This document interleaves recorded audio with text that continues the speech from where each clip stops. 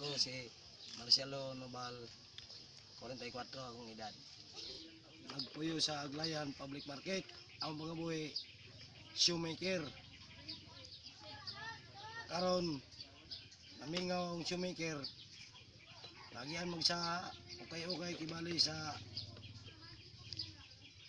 ang bagong ukay-ukay na nag-uso na ako, nagkainan na po akong pangabuhi. Ang balhin ko pangabuhi, partig manok.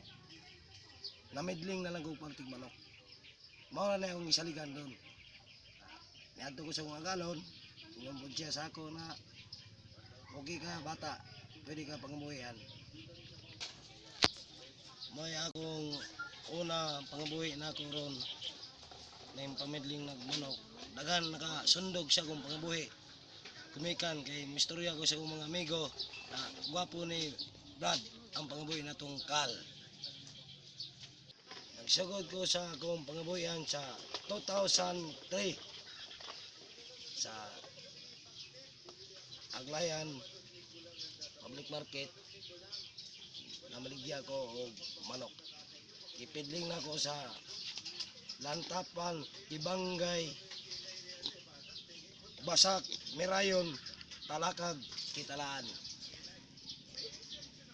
Davao, Surigao, Kapalong, Tagum, Sawata, Patil, Laak, Agusan del Sur. Ito akong pamilingay. Pangabuhi ay na ako dito na aloy sa Diyos, makabalik yapon ko.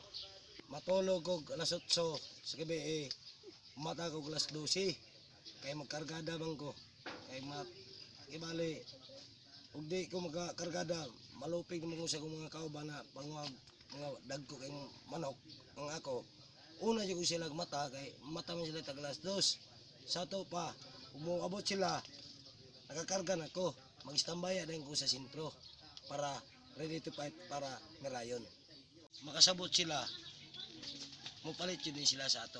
Ayaw pawa o paglaom. Usay, padaotan ko. Ako ra isa. Huwag yung kasampitan. Musampit lang ko parti Ginoo. Ginoo, tabangi ko para makahome ko sa balay. Ang advice sa inyong ginikanan na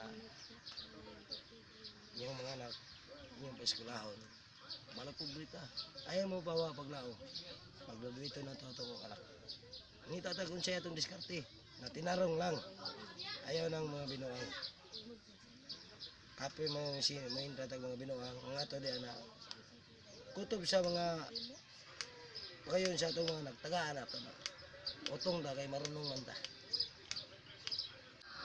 Pamor.